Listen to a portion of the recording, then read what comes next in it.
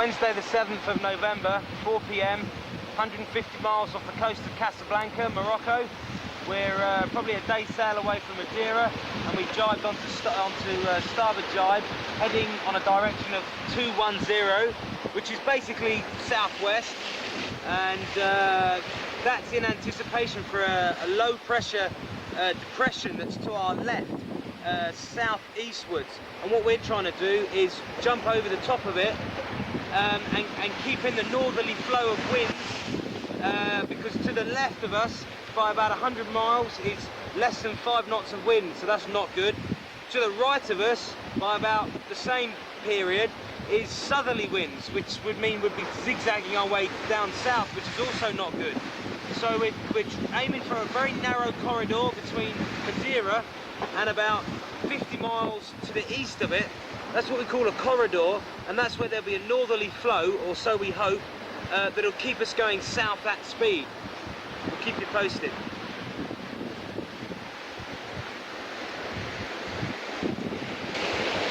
Well, there she is, ladies and gentlemen, the Wampa's flying again, stretching all the way from the water down there, all the way out to the tip of the mast. She's a beast of a sail off a 60-foot racing boat, one of the Volvo, or formerly known as Whitbread 60s, and she's the object of our desires. Huge, she only just fits on the boat, and she's dragged us into first place on 2 separate occasions. So let's hope she keeps us in first place this time when we need her most, through the relatively calm stretches as we just head south of the Straits of Gibraltar. Right now she's doing a magic, helping us run nice and deep in very light winds. What'd you like to steer, Al? Yeah, pretty good. Every now and again when you're going fast, the helm's a bit heavy, but apart from that, she's good. Loving it like this.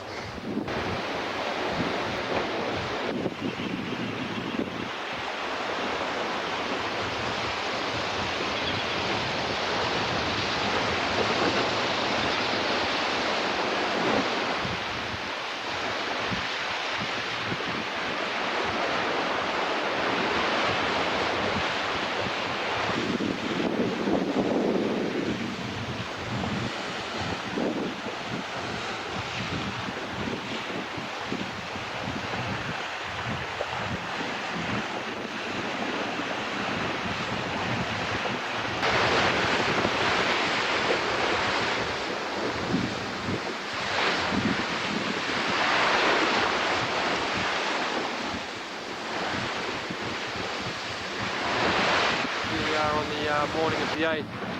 It's very calm out here, as you can probably see. We have the big code 0 sail up here, staysail on here, full mainsail up behind me. It's quite enjoyable sailing actually, but it's a little bit slow. We're trying to make the most of whatever breeze we can get. We're changing the canting of the keel to get the boat always on a little bit of a lean. When the boat's sitting dead flat, there's a lot of surface area in the water and it's very sticky. So you get on a little bit of a lean, there's less wetted area, and the boat glides along a little bit better.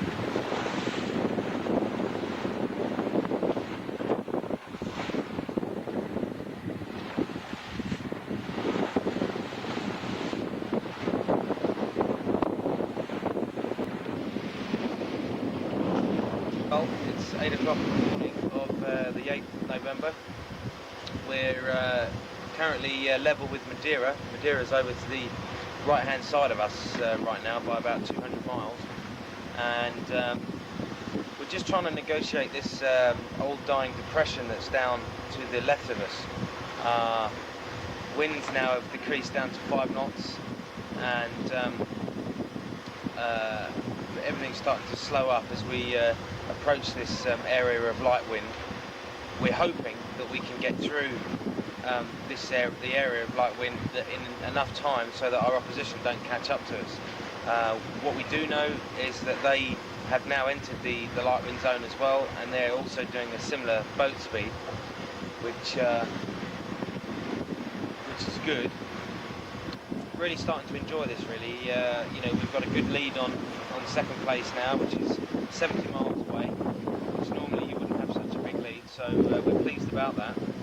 And it's not been without hardship. You know, we've been pushing the boat as hard as we can, given all the wind conditions that we've had since the start. And sometimes that's meant that Paul and I have been up on deck continuously for long periods of time, 20 hours at a time, just really inching the boat forwards and sailing it with a Formula One attitude, really. And that's why I think we're in the lead now, is because we've really pushed things to the limit. Looking back to 3 days ago, you know, we had our big downwind spinnaker up in 27 knots of wind, you know, and we always said that we'd never carry it in any more than 20. And looking back, that was pretty crazy. But at the same time, you know, that was definitely one of the periods where we gained a lot of miles on the competition. So it just goes to show that sometimes you've got to push hard to gain miles. And those times when you do push, they're not without risk. But at the end of the day, if it pays off big time. So for us, the last few days have paid off, and now it's about consolidating the next few until we can get into the trade winds south of the Canary Islands, and then start putting the pressure back on again.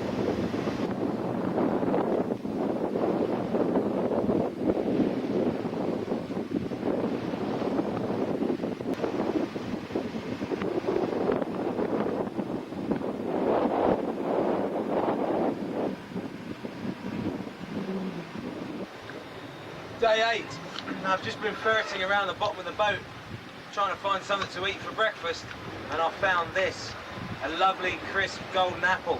And I've done what every normal person would do in my circumstances, or our circumstances. I tried to eat it all and hide it from Paul, who was asleep, but he woke up just at the wrong time for me, or rather the right time for him. So obviously I had to split it in half, but as they say, half of the cherry is better than none. You wouldn't believe how good that tastes a week into the race.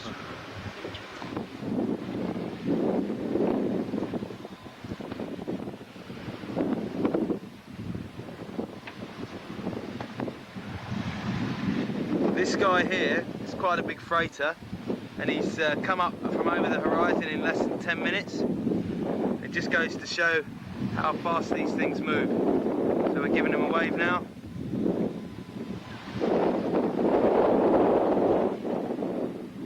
About the same size as the one that picked us up on Phillips. You reckon? Anyone looking out?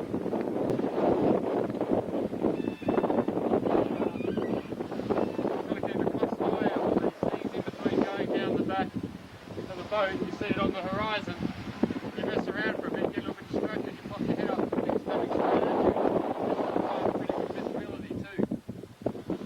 You get a little bit complacent because you haven't seen a lot of traffic around. You're always out there somewhere. It's amazing how many times in all the vastity of this huge ocean, two boats always try and occupy the one piece of ocean at one time.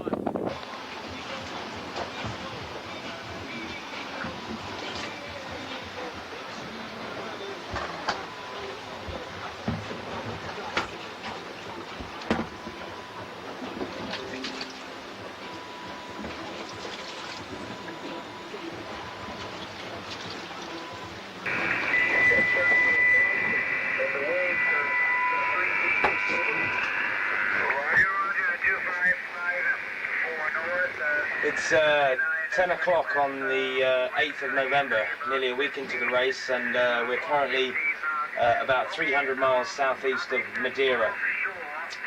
We're in the lead. We've got a good lead of 70 miles.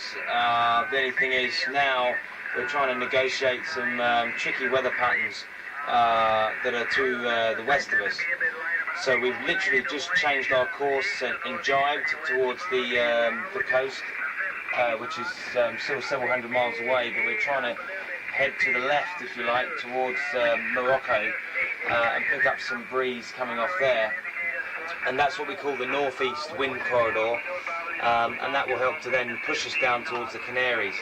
But this is one of those worrying times, really, when you've got a good lead, but you know that you're surrounded by light wind patches, and there's only a very narrow corridor of good wind that you can utilise to keep yourself going south. So what we're doing here is looking at the tactical situation, and we're looking at not just our position, but the position of our opposition relative to what the wind's doing, and hopefully we'll come out on top. But probably looking at myself through the camera there, you can probably see how tired we both are. We've been up for long periods of time now, just trying to get as much out of the boat as we can, and we're not quite sure how the next 24 to 48 hours are going to pan out, really, whether we get stuck with no wind or whether we carry the wind down to the Canaries. So it'll be interesting to see how we go in the next 24 hours. So this is our boat here, this is Madeira, and this shaded patch over the Canary Islands is a corridor of good weather, of good wind, and what we're trying to do is come across here. Day 10, welcome to the trade winds. We finally got down to a latitude of 20 north, which is where the conveyor belt of winds that run from the northeast to the southwest, called the trades, that's where they are. And that's like a conveyor belt of wind that's going to take us from here all the way down to the doldrums, which currently lie at about 10 north. Once we're through the doldrums, it's the equator, and once we're across the equator, we're into the southern hemisphere, a change of season, and only a few days to the finish at Salvador. So we've got about 2,100 miles to go now, and we could do that, if we're lucky, just inside of 10 days.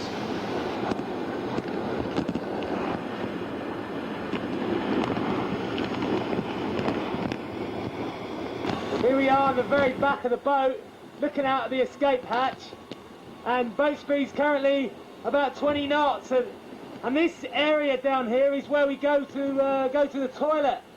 And believe you me, when you're trying to go to the toilet at 20 knots in this boat, it's all on. You've got to make sure you don't get it all over the floor, because then it really hits the fan. But we are smoking. That's about 22 knots there.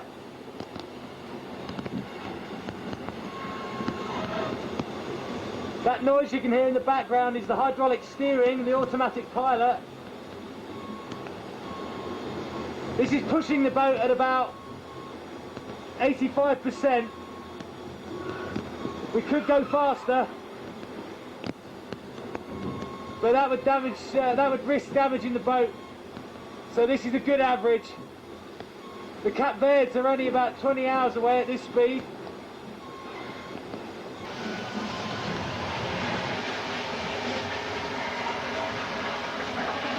Okay, so this is our chart of where we're going. This little symbol here represents our boat. This arrow represents the wind speed and direction. And these group of islands, as you can probably see, are the Cape Verde Islands. Yesterday evening we were at a latitude of 20 north, and that's where we picked up the famous trade winds, and they stretch from about 20 north down to 10 degrees north, and that's the conveyor belt that's going to get us down towards the equator. Once through the equator, it's a sprint to the finish, flat out drag race for the last 5 days. It's the morning of day 12, and we're starting to see the classic symptoms of the trade wind, which is cumulus, high cumulus cloud. We've got a bit of a dilemma on board One Dream, One Mission this morning, and that is we've had to change our course to the west. We've had to jibe to the west, and we're now on converging angles with our opposition, saving. And what we're having to do is to sail very fast with the wind as far round to the back of the boat as we can, which is quite difficult, especially in reasonably light winds, in order to get as far west as we can by the end of today. If we can do that, that sets us up for a good wind angle for the doldrums, which are about 2 days away. It's very tough, and it's a transition period in this race where we could lose a lot of miles or just hold on to a few.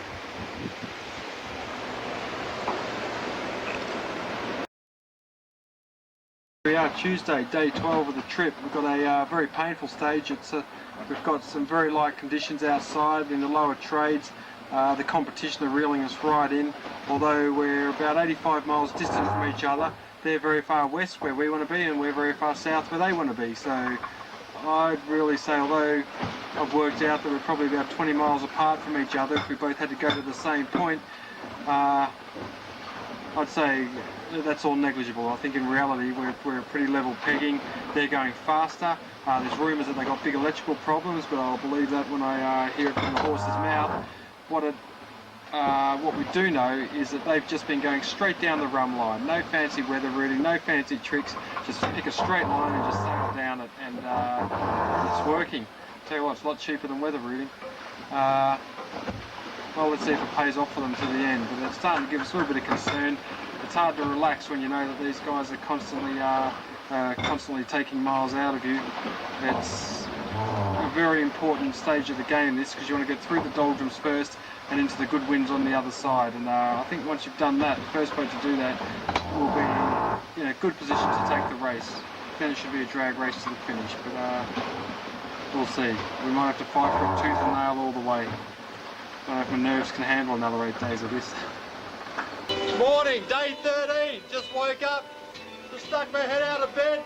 Music's cranking, sun's just coming out. Position report, been approaching the equator. Big Al's going for it.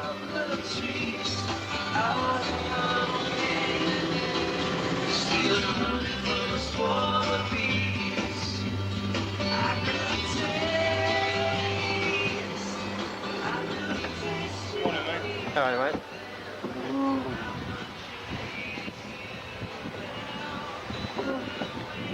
There's no way them frogs are doing us. There is no way those frogs are taking this from us. Big Al's amped. No way. I'd rather die. Fucking run out of steam.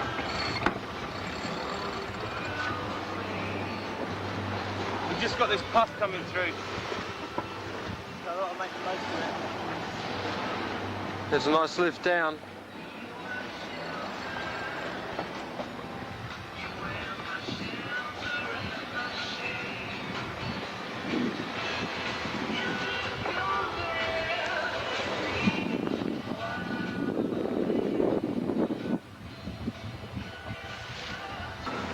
Finally, we get some breeze. We're 12 degrees north of the equator. We're about 100 miles away from the doldrums, and we've just got a little bit of pressure come down here over the last 20 minutes, and we're making good speed of it. We're making about 11.5 knots of boat speed. Paul's just doing the washing up in anticipation for tonight's meal. The daily Trimming the dishes. Trimming the dishes. The daily meals on this boat are quite a highlight of the day. You know, you spend all the day glued to a winch, trimming all the sails. That's all the dishes we got. I don't mind doing the dishes when it's that easy. You spend all day trimming sails or steering the boat. And now and again it's nice to have a good chunky meal.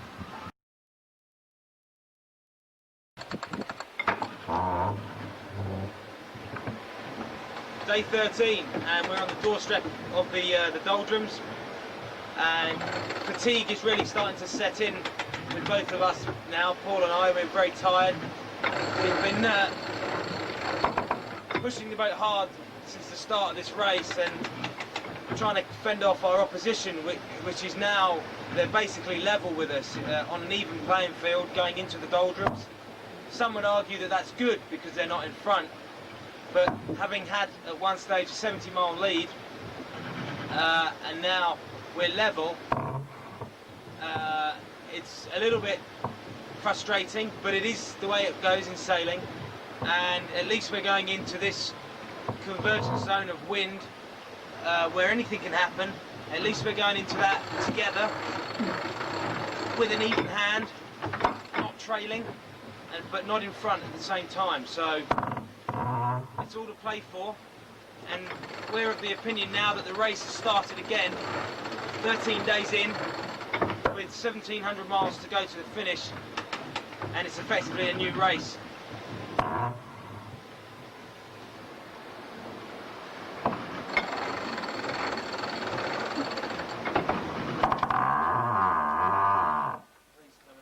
Here we are on the 13th day of the race. We're some 2,500 odd miles into the race and about 1 degree north of the doldrums. we're in some very light conditions, and we've been sailing in relatively light conditions for the last 2 or 3 days, which is making for some very stressful sailing. Trying to keep the boat on the boil when there's not much power to work with is very much hard work. You probably see Alex behind me trimming all the time, just trying to keep that huge spinnaker we've got up there in balance. You can hear the winches working away there. We try and work like that day and night. It's getting very hard on the mind. It's quite easy just to set the boat up and let the autopilot do the work, but it's not fast. The amazing thing we've got now is, after all this distance, 2 completely different boats with crew from 2 completely different countries who have sailed 2 completely different courses, are literally level pegging with each other, fighting for every single mile. Although we can't see them, we've both got a very similar distance to the finish line, and it's how we play the chessboard of the doldrums which will make the difference. Okay, this is what the doldrums is all about. You just go along, sailing along last night, absolutely dead flat, no wind. All the instruments are what we call goose eggs, where everything's reading 0, 0, 0 boat speed, 0 wind speed, and then you come across one of these big mothers. That's what's just about to hit us now. God knows how much wind could be in the front of that. These affect the whole weather pattern for miles and miles around. I'm just about to get soaking wet. I've just been soaking wet, and I've just come through that one that's just gone back behind us there.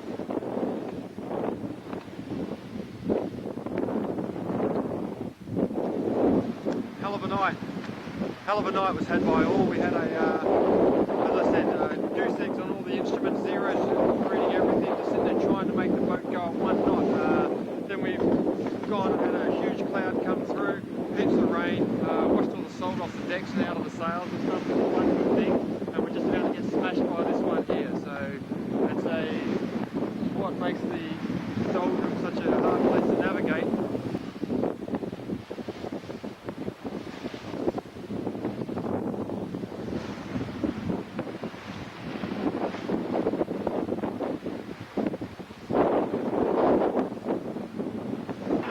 Here we go, this baby's gonna kick. Woo! You can see just out to the west there, you can see where it ends. That's the good weather. And in there, it's the eye of the monster.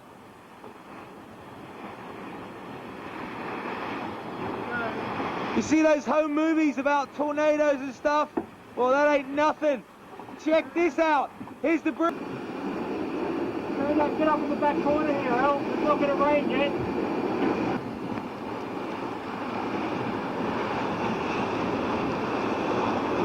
Woohoo!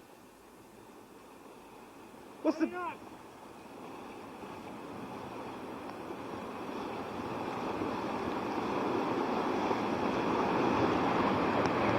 Oh man! That's a kick-ass cloud!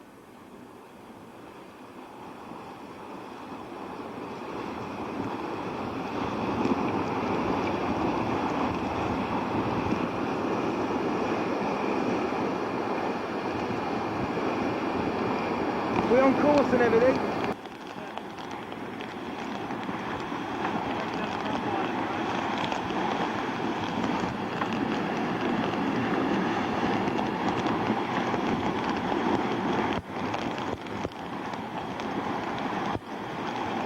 Here we are in the doldrums in the middle of one of these thunderstorms. The breeze has just gone from like 5 knots to...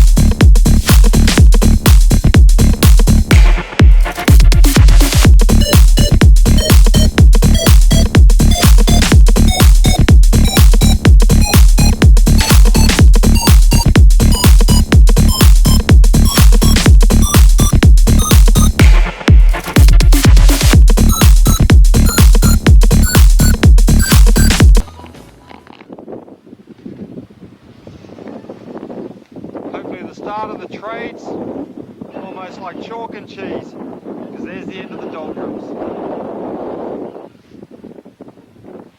Yuck.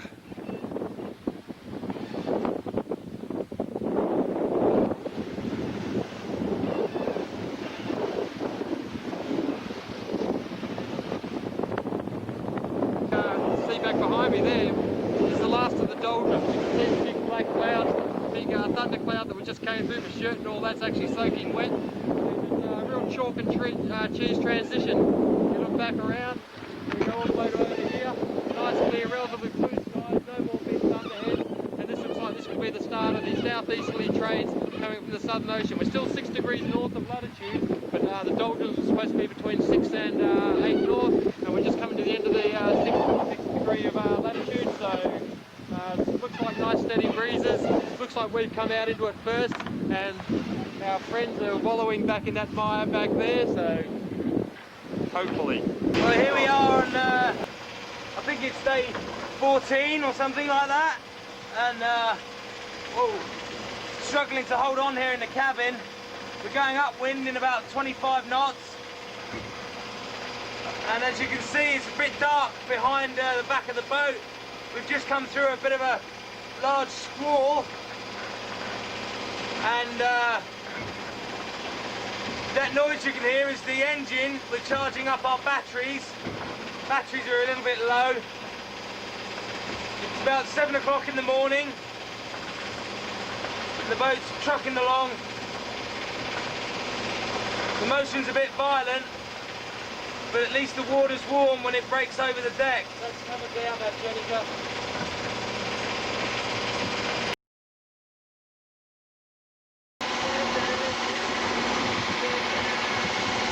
Bit of light entertainment. We've got 1,000 miles left to go now, or just under. Paul's acting the clown. This is not advisable at home. Please don't do this at home. Oh man. Oh man.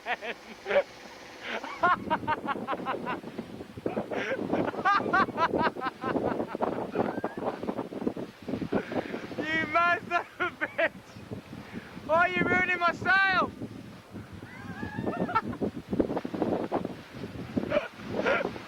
I don't believe it. If you fall off now.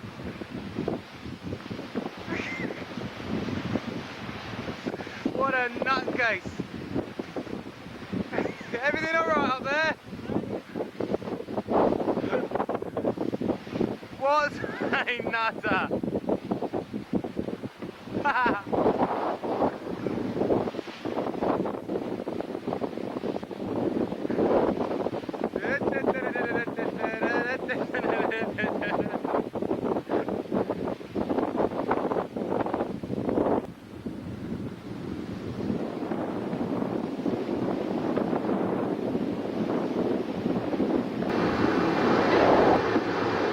Here we go, Big L going across the equator. We got about 120 metres to go. This does not look good at all. Every BN should have one. The Leatherman Trident. This guy is seriously unsafe. This guy should be locked up and put away. For everyone's sake. Here we go, boys. Big, bad bucket of snow.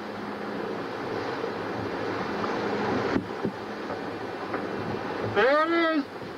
Well, Hang on. get in your hole. Whoa. Come on. Shit bag. Got to give him the rights. I've got to trim these sails, man. Get out. Is it going over the shirt? Yeah, man. So got to sit down. Oh, no. Neptune's got to read you the right. Oh, no. Oh, no, wait! Cheating!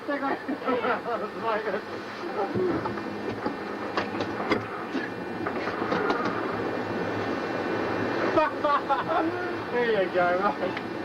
There you go.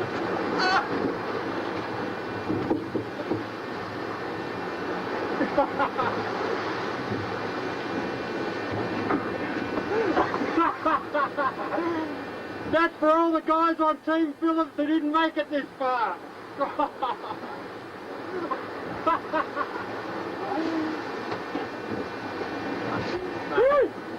Oh. Oh.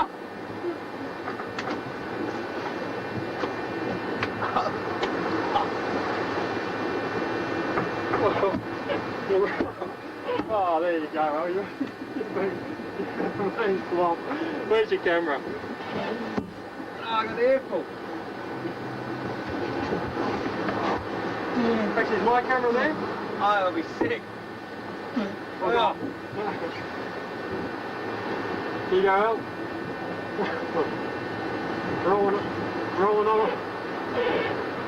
Roll another fat one. This yacht ain't what it cracked up to be. Here we go, guys, Southern Hemisphere. Now there's one other person that didn't get slopped by King Neptune. And we know who that is, don't we? Yeah, there's nothing wrong with our mentality. We're all there.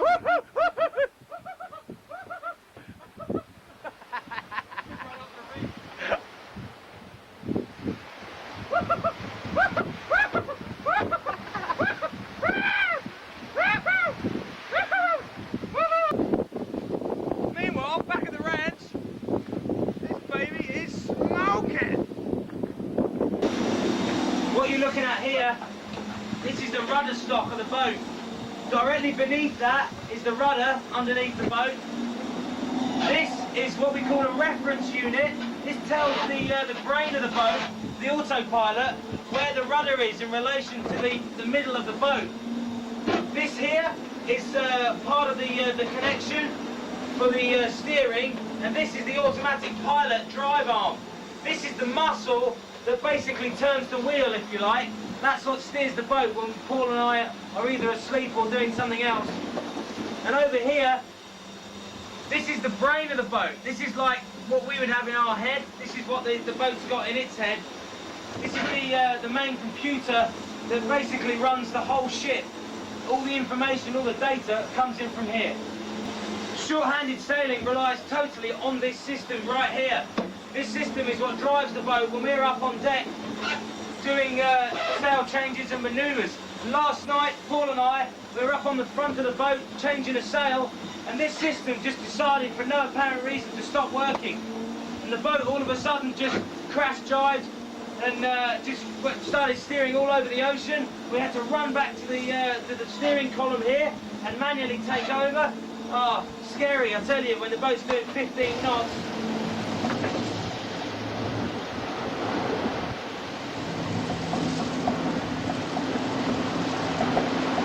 The latter stages of races like this is where it all counts. People think that back home that we've got a 38 mile lead, and that's you know, a lot, and we're only a few days from the finish. But I tell you what, if we get our tactics wrong on the approach to Salvador and lose the wind or make a bad judgment in some other scenario, 38 miles is only 4 hours at 10 knots, so the opposition should be considered as only being 4 hours behind. And in a 4,500 mile race, that's almost a photo finish.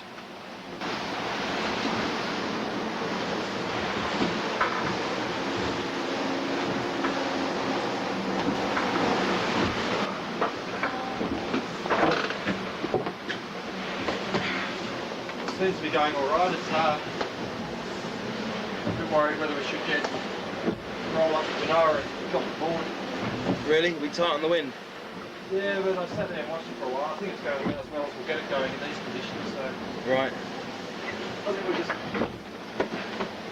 you know, still sailing at about 50 degrees. Quite bouncy, isn't it? 12 knots, that's fine.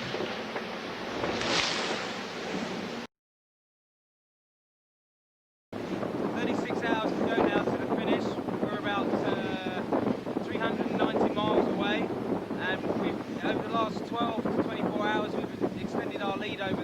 race boat to 48 miles, so we're 48 miles in the lead as we approach the Brazilian coast, which is nice. We could expect fickle light breezes as we approach the coast, perhaps this time tomorrow afternoon, and that could slow our progress and allow the opposition to catch up. So at this late stage in the race, it's nice to have a little bit of what we call money in the bank going into the end of the race. Well, here we are, hopefully what's going to be the last day of the trip, trudging along at a god-awful speed of 7.9 knots. We've got the big Wampa up, which is quite a heavy sail, which is barely just supporting its own weight. We're trying to head as deep downwind as we can to Salvador. I know the competition's about 30 to 35 miles back that way. That these conditions will be better for them, so they'll slowly be taking the lead out. And the most frustrating thing is we don't know what we're heading into. We've got our weather router who will lead us to the door, and then for the last few miles, what we'll have is this sea breeze will then hit a land breeze, where all the cool air from the land will then be drawn back out to the sea, and you'll have this dead patch of air right on the shore, which is where we want to go. For all we know, we could stay parked up there for 4 or 5 hours while these guys just reel us in and come and park right beside us. And that would be just a terrible thing to lose a 4,300 mile race due to something like that. Well, we've got 100 miles to go, and it is so hot out here, I'll tell you. I've never, ever been anywhere that's hotter, really. But 100 miles to go, or just under now, and I reckon we'll be finishing probably around about 7 o'clock tomorrow morning. And it really depends on this weather, whether the wind dies off within the next 10-12 hours or so during going into the night period, and that'll hold our progress. And what that'll also do is give our opposition a chance to catch up. And the big question now is, we've got 44 miles lead on them, and if we park up tonight because of no wind, is that going to be enough to stay in front? Now what could happen is that they could close up the gap, park up alongside us effectively, and then tomorrow morning the wind fills in and we've got a match race to the finish after 4,500 miles of ocean, having crossed it. We're only a few yards apart. That's happened in sailing before, and it could quite well happen here. I've just had to take a few minutes rest, put the stereo on and just chill out a little bit. I've got a splitting headache and the sun is just crucifying us. So Paul's off watch now, he's gone to get some sleep in anticipation for the long night ahead. So very close to Salvador, yet also very far away. And these last few hours of this race have got to be the most tiring and also the most tedious. So fingers crossed we're coming to the finish line first. There's a lot riding on this. We need this win.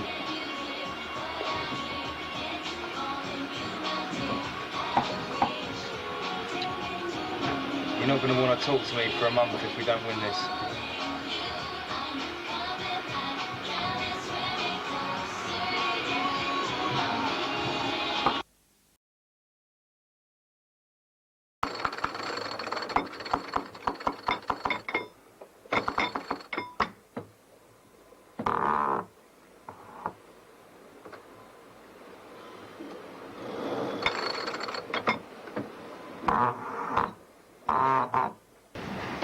85 miles to go now to the finish, and we've got a little bit of afternoon wind coming down the course, which is helping us to speed along our track.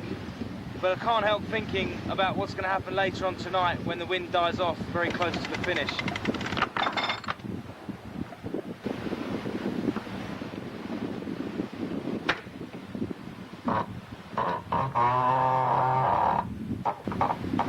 Well, as the final evening at sea descends upon us, we've got a lovely little breeze to see us into the line. We've got about 60 miles to go before we reach a point about 15 miles offshore where we can make a jibe and make an approach at the finish line and see how we go there. We've got a host of people calling us up on email and the phone to see when we're going to get in. It's not going to be a great time for the spectator, probably maybe between 3 and 6 in the morning. But maybe they'll get a little bit of a taste of what we what we go through and the funny hours that we do work here. But yeah, this breeze is currently seeing us along between 10 and 12 knots, so it should see us down to that point in about 5 hours. But the wonderful world of yachting is probably going to throw another joker at us, and they'll probably drop out completely, but we'll make the most of what we've got at the moment. So Al's down below catching a few hours sleep, which is good, because once we get into all the fickle stuff, I think it's going to be pretty busy work just to keep the boat going towards the line. And as we've said on numerous times before in the last few days, we're happy to see, we want to see this race behind us now. We want to get it over and done, signed, sealed, delivered, no nails left to chew, no hair left to pull and stuff. So we finished.